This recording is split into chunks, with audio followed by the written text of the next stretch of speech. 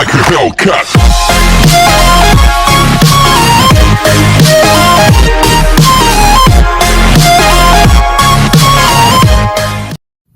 Hi guys, so welcome back sa ating YouTube channel. So I guess ito na yung ating lesson 12 para sa ating abstract algebra na playlist. So in this video, dito naman pag-uusapan natin yung ating one-step test and two-step test o yung proving sa ating subgroup. So ito na, gagawin na meron na example na kung saan gagamitin natin yung theorem 2.61 and 2.62. So again, yung finite subgroup test ay sinabi ko na sa inyo kung kailan natin gagamitin. So hindi siya totally theorem na kung saan may solving or something. Okay, ang gagawin lang talaga totally doon is yung truth table gagawin natin. So now, ang highlight talaga natin topic natin is yung gagamitin natin si one step test at si two step test. Okay, so let's have problem or proving problems. So number 1, so let G be the set containing or let G be the group such that this group contains the set containing 2 raised to k for some k element of Z. So alam mo na yung element ng G natin. Ang element ng G natin is 2 raised to k. So in-explain ko na kung ano na yan. Then comma, asterisk. Asterisk is multiplication. Note, asterisk dito is multiplication. And let H be the group 2 raised to R such that R is an element of 2Z. Okay, then comma, asterisk, multiplication then. Then use one-step test to show that H is a subgroup of G. So again, ano yung sabi dito? Ano yung pinagkaiba ng group na to? Ang pinagkaiba ng group na to, itong group na to is 2 raised to k, na kung saan andyan si 2 raised to 0, 2 raised to negative 1, 2 raised to negative 2. Andyan din si 2 raised to 1, 2 raised to 2, 2 raised to 3, 2 raised to 4. Okay, yan yung mga element yan. Pagdating naman kay H, ang element na H is 2 raised to R. Pero anong klaseng 2 raised to R yan? Element siya ng 2Z. So meaning even integer. So meaning andyan si 2 raised to 0, 2 raised to negative 2, 2 raised to negative 4, 2 raised to negative 6, 2 raised to 2, 2 raised to 4, 2 raised to 6, 2 raised to 8. So again, wala dyan yung mga 2 raised to 1, 2 raised to 3 o yung mga add na exponent. So even yung negative 1, negative 3, negative 5. So wala yan dyan.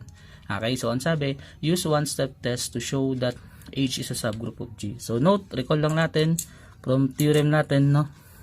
So dito ko na nalagay, no? Recall. So di pa naman tayo magpo-prove. So sabi ng OST, so OST is one step test. Sabi ng OST, H is a subgroup of G.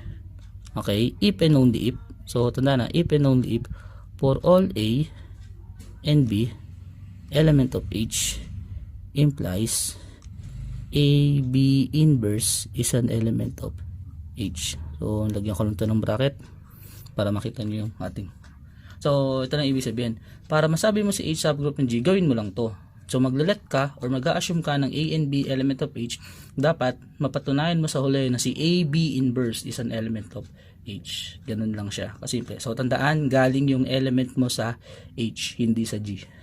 Okay, so now let us proceed para mag-try yung example na to. So here's the proof. So ano yung una natin? Siyempre maglalet tayo, no? So maglalet tayo ng bagay kung saan ano ba yung kailangan natin. Ito yung H na kailangan natin. Okay? So dito, tandaan mo, since ibang structure siya, hindi siya ordinary na let A and B element na integer. So aware ka na ano itsura. So dapat dito maglet ka ng integer natin. So gagawin natin na maglet ka ng element yan. So let tayo. So let A and B element of H such that, okay, like such that A is equal sa 2 raised sa M and B is equal sa 2 raised to N. Then for all M and N, or for some, element of 2Z. Okay, so mas better si for some. So tatanong sir, bakit for some? Kasi ayun, ganun nga, kumbaga for all na siya o kumbaga arbitrary na siya. Ngayon yung ginagamit na natin is specific. Kumbaga in general, pili lang sila. Okay, although iba-iba yan, arbitrary, pero pili lang, hindi lahatan. Ganun yung ginagawa niyan. Okay, so kasi masyado rin redundant yung for all. Okay, so sa theory, sa puntaan, sabi lang for all for some, mas okay kasi yun eh. Okay, so for all then for some. Kaya for all to then for some yan. So again, kailan mo gagawin to? Gagawin mo to pagkakaiba yung structure ng group mo. So tulad yan, iba yung structure ng element ko. So maglet ka para at least naiintindihan mo ano yung itsura. So now, ang kailangan natin patunayan na si AB inverse is an element of H. Okay, so consider So ito pa yung kagandahan dito, mabilis lang. So consider si AB inverse o si A asterisk inverse. So by definition, this is equal sa, palitan mo lang yung A, so this is 2 raised to M, okay, then multiplied by 2 raised to N inverse. Okay, note, sa group na to, ano yung inverse niya? Okay, sa group na G, ano yung inverse niya? Ang inverse dito is, ang inverse natin sa G, so ang inverse dito sa G natin is equal sa the set sa 1 over A, or simply 1 over 2 raised to K. Okay, for every A na element is A raised to K. So meaning, anong gagawin dito? Siya ay magiging 1 over 2 raised to N.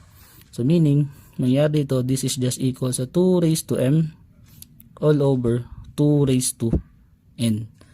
Then, since multiplication na yan by property of exponent or ng ating tama na exponent, this is just 2 raised to M minus N.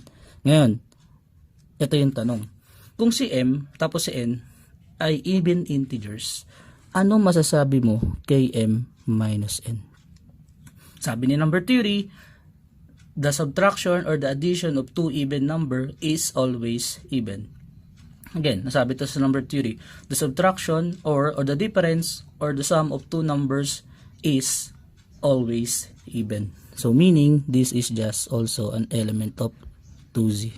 Okay? So, 2 raised to M minus N is an element of H. So, aware ako, napasok siya dun sa H. Okay? Bakit? Kasi siya yung tipo na 2 raised to M minus N na kung saan yung M minus N is even. So meaning, ano ba yung element niya? So ano sabi?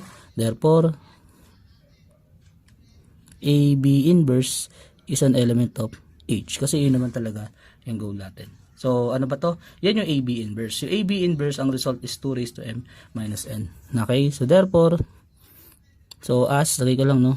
Lagay ko na lang, since H, nalagay ko lang, since the set containing 2 raised to R for some R element of 2Z, okay, is a subset or a proper subset of 2 raised to K such that K is an element of Z. So obvious naman na proper subset siya. Therefore, pwede natin sabihin na si H is a proper subgroup of G. And this is done, and this is OST. So we use OST, one step test. Okay, so sa pang problem set or exam, malaya kang piliin kung ano yung gagamitin mo. It's either one step test or two step test. Pero minsan ako magdedikta. So use two step test para medyo mahaba. Okay, so ganun siya kasimple. Again, let ka lang ng A and B, evaluate mo lang AB inverse, test mag-justify ka lang. Kung tingin mo element siya doon or pasok siya doon, okay siya. I-conclude mo. Okay, then therefore siya ay subgroup. Then i-check mo lang din kung siya ay proper subset or subset, or kung equal sila. Okay, so kung proper subset siya, therefore siya ay proper subgroup. Okay, so let's have number 2. So let G be the group of R comma plus. So again, that is the set of real number comma addition. So we all know that that is a group. And H be the set containing A plus B square root of 2, where A and B element of integers comma addition. Again, sinabi ko na sa inyo to. Okay, so pag naglat ako ng H tapos wala kang nakikitang operation, huwag ka magsabi na, sir, hindi po yan subgroup. Again, na since proving to, ang ginagawa lang dito is something na ini-inherit niya yung operation niya. Okay, so tandaan yan. Okay, so sabi, use one step test to show that H is a subgroup of G. So ayun, check mo ulit. Kakaiba yung element ng H, or yung structure ng element of H. At the same time, ginamit niya yung letter A and B. Okay, tanda na, ginamit niya yung letter A and B. So, sabi ko nga sa inyo, whenever meron kang nakitang definition or formula, hindi sa lahat ng pagkakataon, yun yung letter. Okay, so tulad dun sa formula natin o sa definition natin or sa theorem, we have for all A and B element of H implies AB inverse element of H. So ngayon, paano mo i-revise yan na kung saan hindi mo gagamitin to? Pwede ko siyang gamitin na for all X and Y element of H, XY inverse is an element of H. So tandaan yan. So pwede nating gawin yan. Okay, so now proceed tayo dito. So here's the proof.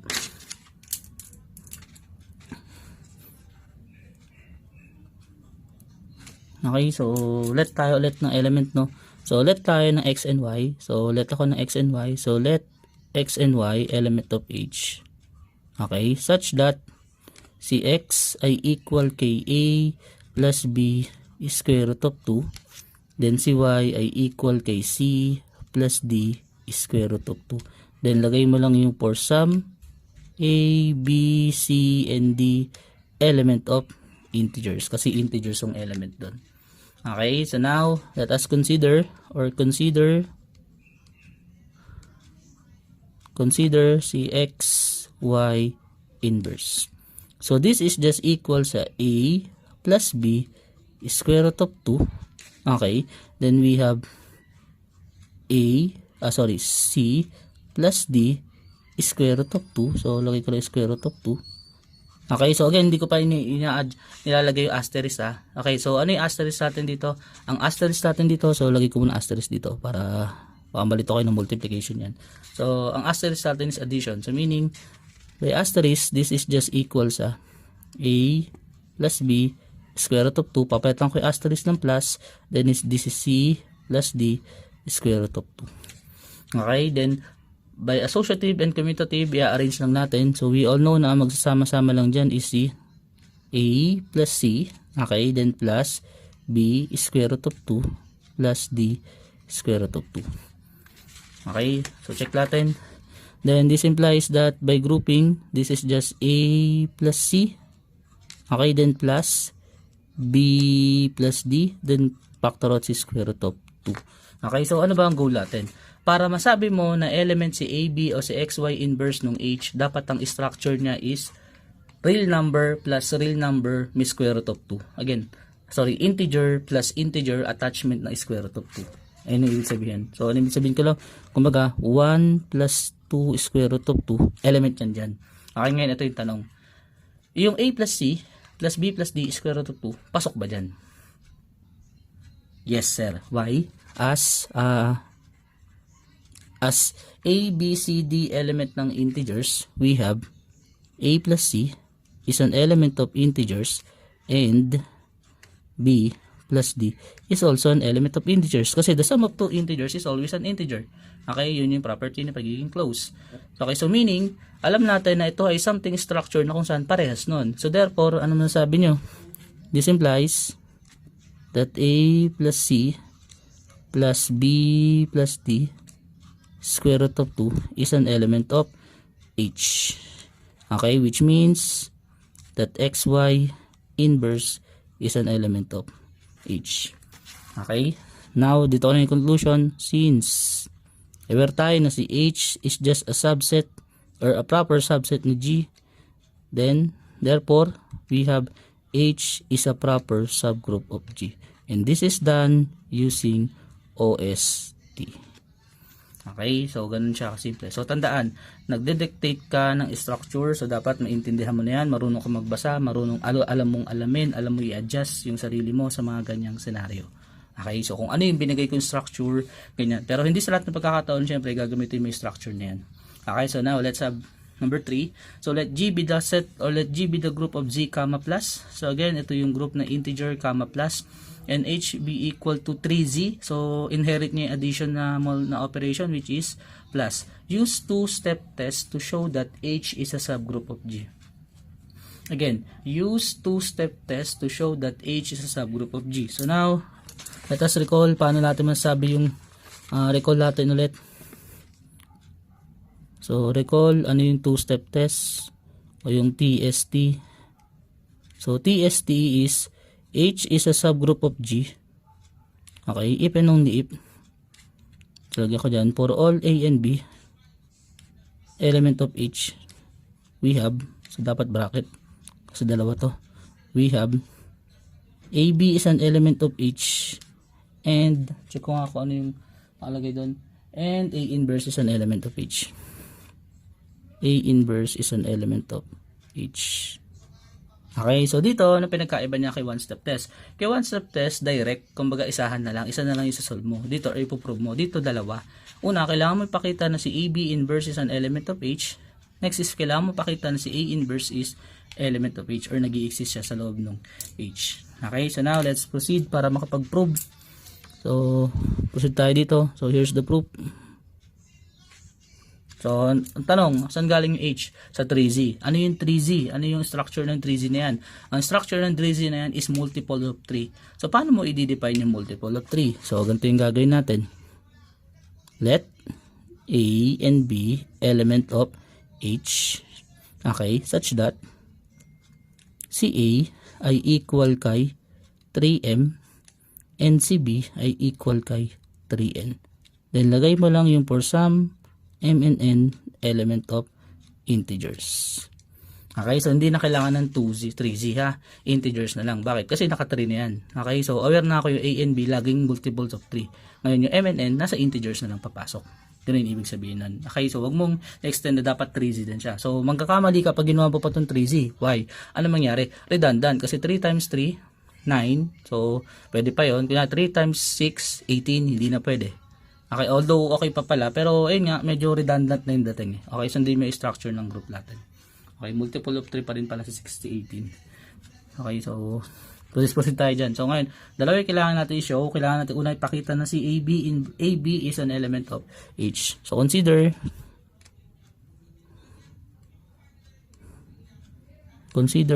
AB. So this is just equal sa 3M.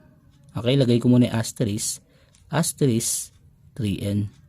Okay, then this is equal sa, apply mo yung asterisk, this is 3M plus 3N, which is equal sa 3 times M plus N.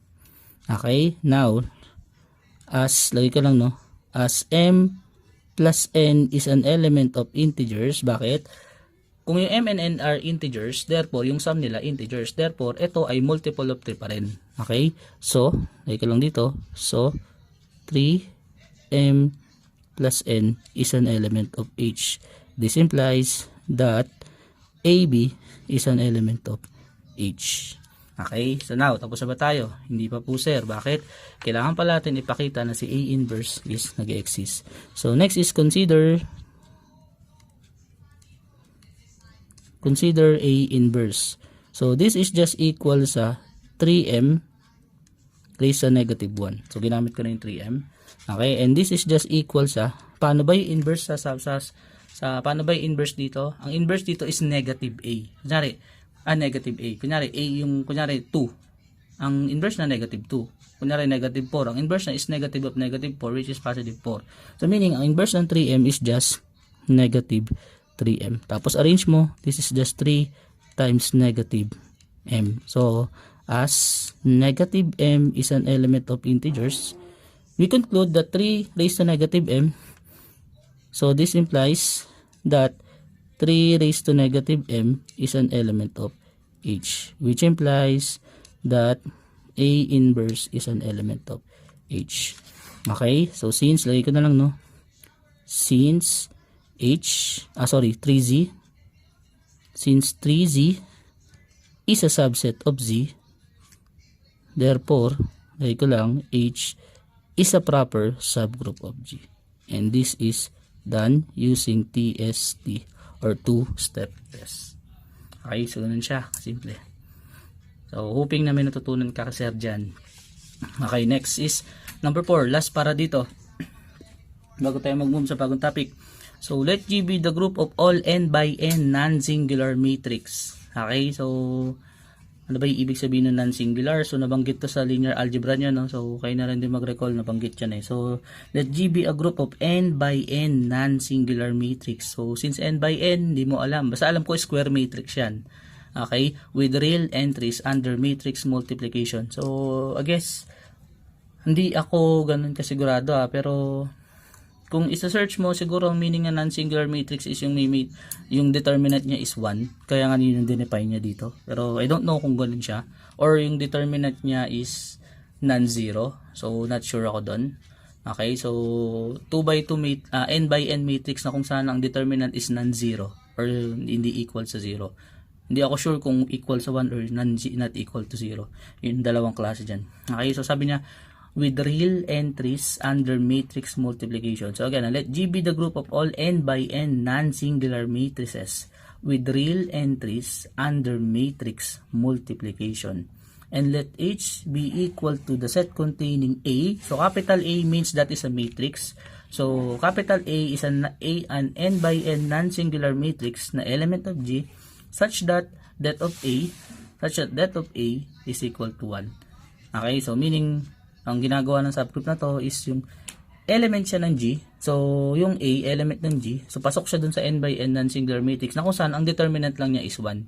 Okay, so meaning yung n by n non-singular matrix is, I think, is yung mga non-zero determinant matrix. So meaning yung mga n by n matrix na kung saan hindi zero yung determinant, meaning invertible or makukuha mo yung inverse. So kung naalala mo, pag zero yung determinant ng A mo, hindi mo pwedeng makuha inverse niya o hindi nag-i-exist yung inverse. Tama? So dito, kailangan natin ipakita yan. So now, show that H is a subgroup of G using two-step test. Okay, so again, show that H is a subgroup of G using two-step test. Okay, so paano tayo magle-let dito? So ito yung medyo challenging dito. So ako, kanina ko pa ito iniisip pero hoping na magawa ni sir while discussing. So now, let A and B. So capital tayo dito. So let A and B element of G. Okay, so now hindi ko siya pwedeng i-describe as n by n matrix kasi hindi mo alam kung anong n by n yan. Baka nga 10 by 10, baka 11 by 11, 12 by 12, 100 by 100. Okay, so naalala mo si C sub 100, medyo madugo-dugo ka pa Paano kung ginawa kong 100 by 100 yung matrix, talagang dugo ka. So ayun nga, ang structure natin dito is something na si H, yung A and B element of G, H dapat dito, H to. So let A and B element of H such that ang determinant ni A, kasi yun yung binigay na description, is equal to 1 and determinant of B is equal to 1.